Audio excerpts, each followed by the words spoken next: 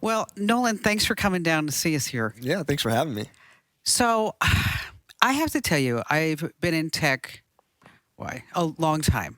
Actually, my mother worked for Bell Labs, Okay. and she was like one of the inventors of the first video phone. Whoa. Okay, I know, and so my introduction to tech was probably when I was about 8 or 9. Cool. When I was watching her test these prototypes and go into Bell Labs. And then I went and I got a degree in computer science and Whoa. ended up here, overnight success, of course, right? There's no such thing. But I am so excited for you. I really am. Because, when we talk about technology, everybody gets excited like, oh, well, we got ChatGPT. We have an AI that's coming down the pike. But when we can use technology to really better someone's life, and that it's really the most important use of it. Okay. Yeah. I mean, we can have Siri do stuff, maybe understand something every once in a while, right? We can have Amazon Echo speakers. We can have a little robot running around the house. Yeah. But when it can actually change a person's life for the better, that's why I was so excited to know that you were coming down to the studios today. Yeah. Okay, because you are like patient one. And if we think of the one things that we've had all along, like the first iPhone, to compare to what it is today, right? So, but you're patient number one with a Neuralink BCI, the brain to computer implant interface. Interface. What was that like, knowing that you were going to be patient number one? Yeah, it was all right. There were some pros and cons. I was excited. I mean, it's cool to be the first of anything. I think that drove me a little bit, at least. I was a little worried that maybe it wouldn't work. There would be some downsides to it because, the first of anything, you never know if it's going to work. Right. Yeah, exactly. But I always knew that, I guess, as we were going through the process, I knew that I wanted to be the first to test all of that out. I knew that if anyone was going to go through it, if anyone was going to experience the downsides of it, then I wanted to do that and take that on as much as possible to help people after me. So being the first was cool. I mean, it's exciting. Now, was it a long surgery? No, from what I understand, it was supposed to be between 3 and 6 hours long, but everything went so perfectly, it was under 2. Wow. It was really quick. Yeah. Well, I guess I should back up. How did you even know, like, to apply for this? Yeah. And I mean, how did you even get involved? Yeah, I didn't know anything about Neuralink when I applied. One of my buddies from college, he worked in the spinal cord field after college. He worked in a spinal cord lab, and he followed the Elon Musk sphere quite a bit. So he was just randomly Googling something about SpaceX, I think, and it had shown up that day that Neuralink had opened up the human trials. And so he texted me and said, "Hey, do you want to get a chip in your brain?" And kind of jokingly, I was like, "Yeah," I'm like, "Might as well." And so he called me on the phone and kind of gave me a 5-minute rundown of what Neuralink was about, what they were doing, what they were planning. And I said, "Sure, like I'll sign up. I'll apply for it." I had applied for trials in the past. I think maybe like 3 or 4 years prior, I applied for a massive database over the whole like North America, basically for spinal cord injury related, studies, and I didn't hear back from a single person for anything. So when I applied to Neuralink, I thought, "There's no way. It's gonna be just another one." There's no way. So I joked around on my application. I told them I wanted an Iron Man suit. Like I just, funny things, and then I heard back from them in like a day or two. And did you really? And it's just kind of a whirlwind. A month later, I was up here in Phoenix at Barrow's Neurological Institute getting a full day of like physical testing, brain scans, blood tests, urine tests, all, the whole 9. And I think, 3-4 months after I applied, I was getting surgery.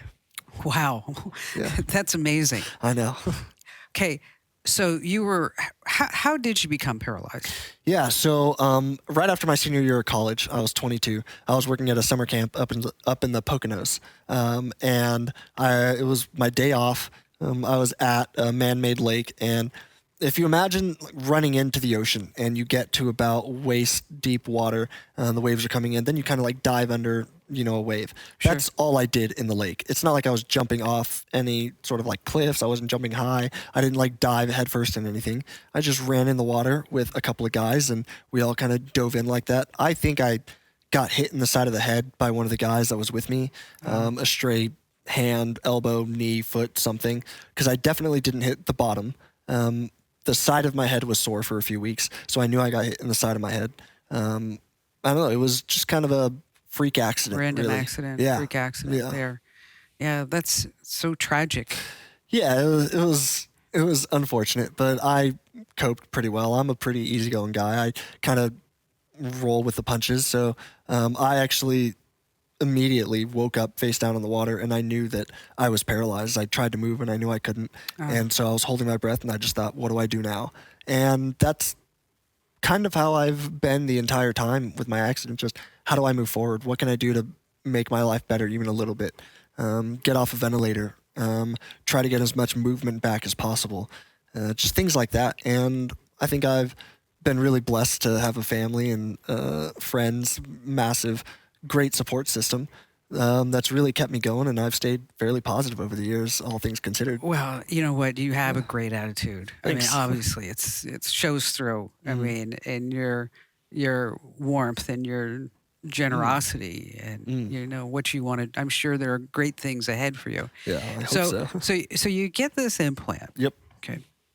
And did it work automatically, or explain to us how it works? Yeah, so the implant has 64 threads, and on each thread are 16 electrodes. The electrodes are placed near, in my motor cortex on the left side of my brain, in the right hand part of my motor cortex.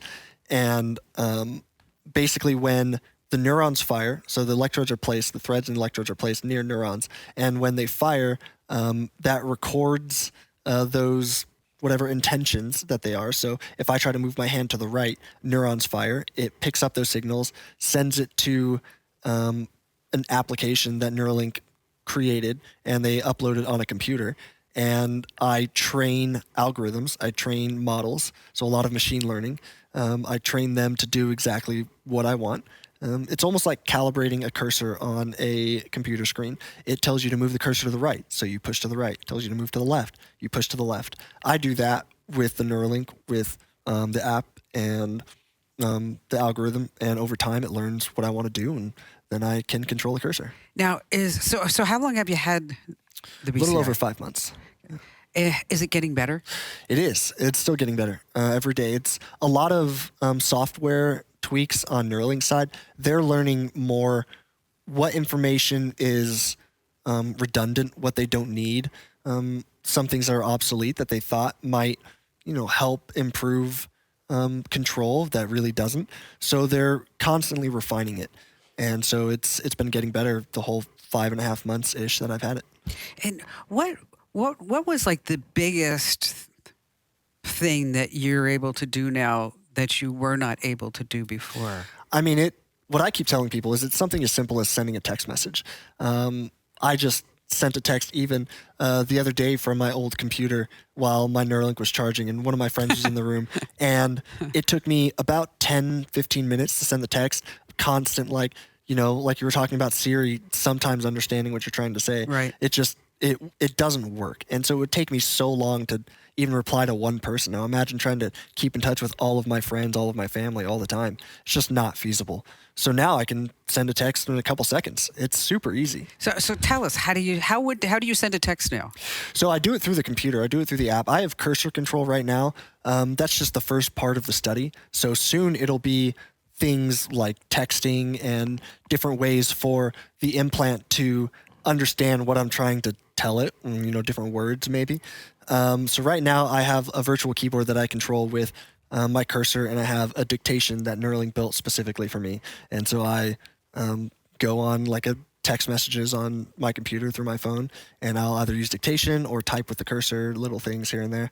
It's super simple. Okay, so we have some videos of you playing chess. Oh, yeah. Okay.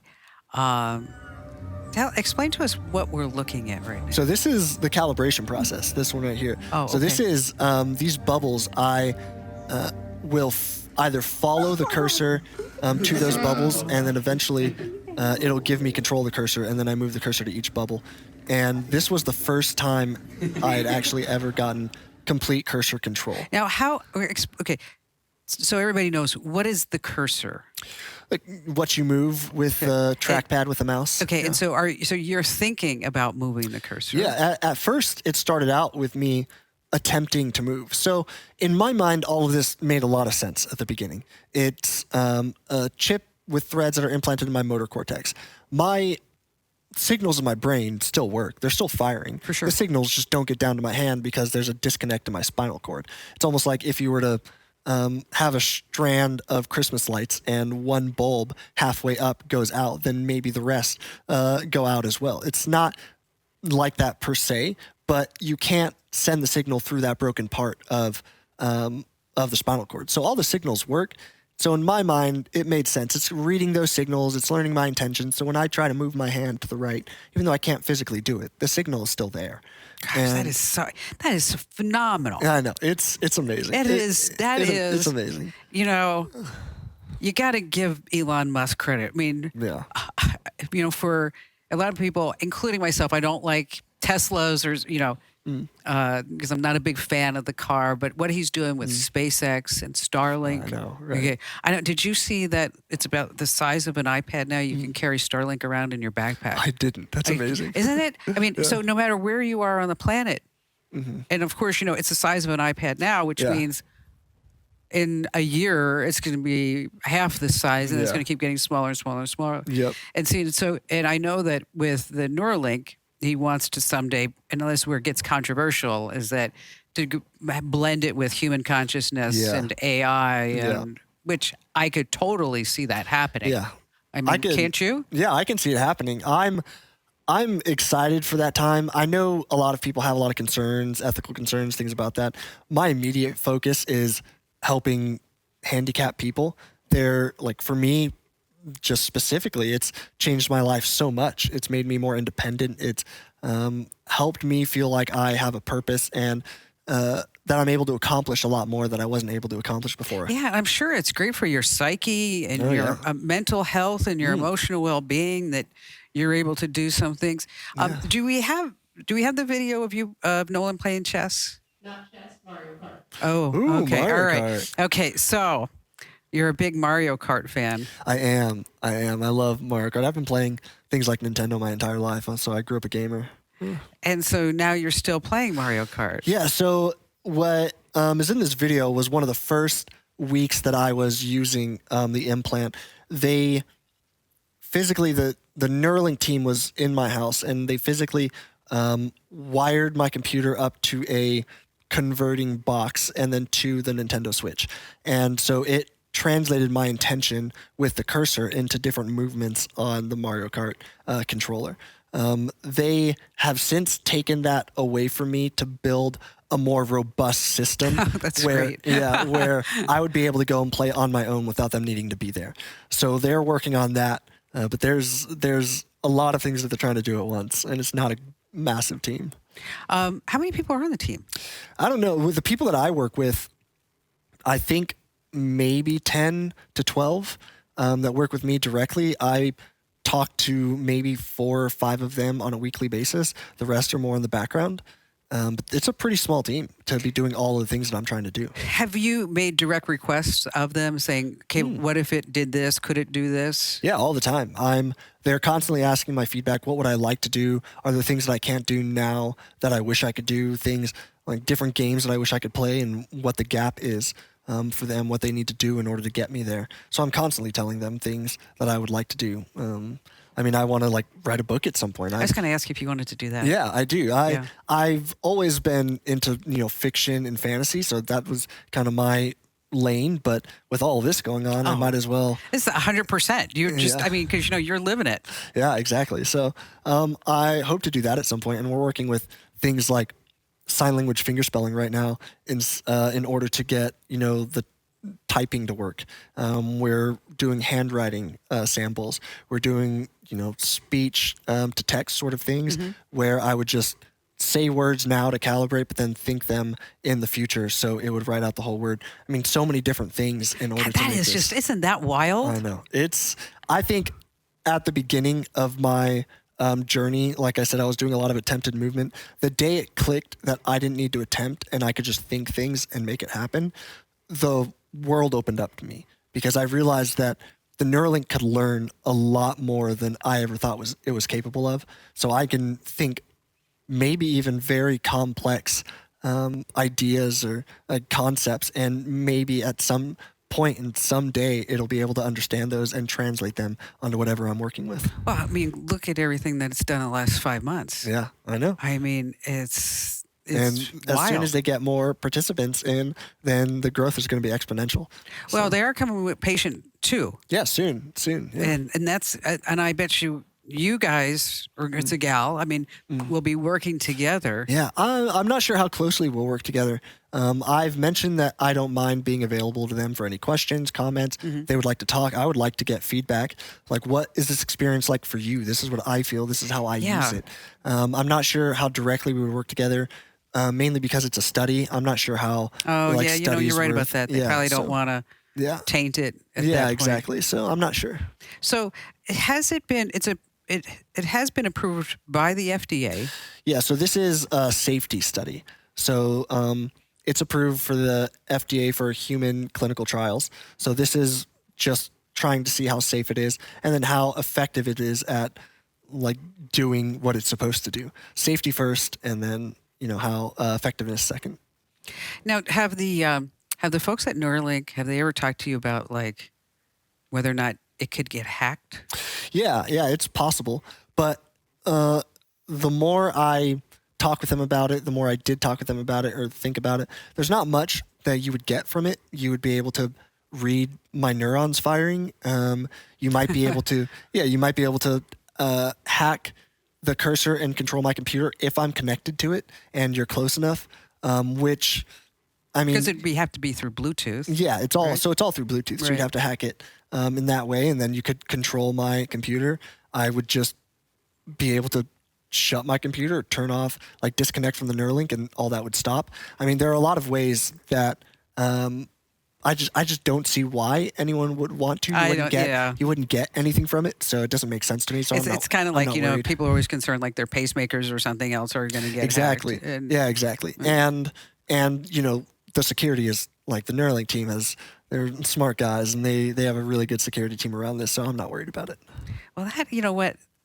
I am just so excited for you. Thank you. I really am. Thanks so And, much. Yeah. And I'm proud of you for doing this Thanks. because, when tragedy happens, it's, there's a tendency sometimes people go in and just go into their own little world.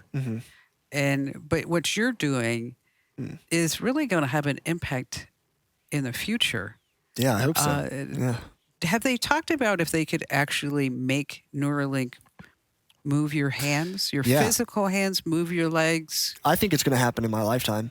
I've seen some of the stuff they've put out previously in videos of some of their plans, and I've seen behind the curtain a little bit, and just experiencing this, I understand what it might be capable of. And so how it would work, at least at this point, is to implant a Neuralink in the brain, in, say, the motor cortex, and then implant one below the level of injury in the spinal cord, and then the two Neuralinks would just talk to each other and bypass that part of the spinal cord, and you would be able to move again. I think it's totally doable within my lifetime. I believe that. Yeah. I believe that. Yeah. And it's all because, of like Musk, thinking out of the box, Yeah. right? I mean, saying, what if we can do this? Yeah. And, and now you are the patient one that, you took a risk. Yeah. I mean, maybe it might not have worked. Maybe it would have, maybe something with the robotic surgery could have gone wrong. But by you taking that risk, now they're learning, and as it goes along, and with the help of AI, it will be exponential. Yeah. And I believe you will walk. I really do. I believe that, is it going to happen tomorrow? No. But I believe probably within 10 years. Yeah, optimistically, that's what I say, 10 years. maybe 20. But even if it doesn't happen in my lifetime, I know that by me getting this ball rolling, by all of us starting here, at some point in time, other people won't have to go through what I've gone through. Other people won't have to experience paralysis at all. I imagine a world where someone has a spinal cord injury, goes into a hospital, gets surgery, and they walk out a day or two later. No muscle atrophy, no negative side effects at all. I think it's totally doable. And even if I never walk again, that's absolutely worth it to me. You know what? You will. I think you will. I believe you will. I hope so. I think you will. And I mean, because if you look at all the advancements in technology that we have right now, there's no reason to think that it would not happen. Yeah. I mean, 10 years ago, if you would have said to me, you could carry around a device in your pocket that would give you internet access, whether you were on the tundra in Africa or on the top of Machu Picchu or wherever it was, and you'd be able to order an Uber, or, I mean, look at all the things that are now possible. Of course, there's always, you can talk about all the downsides of tech and all that blah, blah, blah, blah, blah. Yeah. But when it comes to medical advances and AI and technology, that's where we really have the power to use this to our good. Yeah. And to say, how can we prevent certain cancers? What kind of testing can we do to see if there are mutations? Yeah. What can we do with now using physical, what is it, the size of a quarter, right? Yeah, roughly. Okay, right. Putting in a BCI about the size of a quarter so that nobody will have to suffer paralysis again. Yeah. And because of you taking that risk and now documenting this, and I'm sure it's helping your life, right? Yep. But you're helping so many other lives, which, I mean, Noland, that's why we're here. Yeah. I mean, I agree. That's why we're here, is to make the world a better place. Yep. And, if we're doing our job right, then we can look at ourselves in the mirror and say, yeah, that I made a difference. Yeah. It's something I think a lot of people dream of, trying to do something with their life to make a difference, to make the world a better place. And I was lucky enough to get this opportunity. And I couldn't be more thankful. Well, Noland, thanks for coming by. You know what? I think you're an amazing individual. And I want you to know that if I can ever help you in any way. Thanks so much. And I appreciate that. And keep us posted on your progress. Oh, I will. Absolutely. Okay? Absolutely. And whenever you're in Phoenix, you want to stop by, you're always welcome. Well, I'm going to a Diamondbacks game later today, so I'm sure I'll be up going and seeing more games. So well, let's see if they win. Yeah, I know, right? Let's go. Let's go D-backs. Let's go D-backs. Yeah. Awesome. Well, thank you, Noland. Yeah, absolutely. Thanks for having me.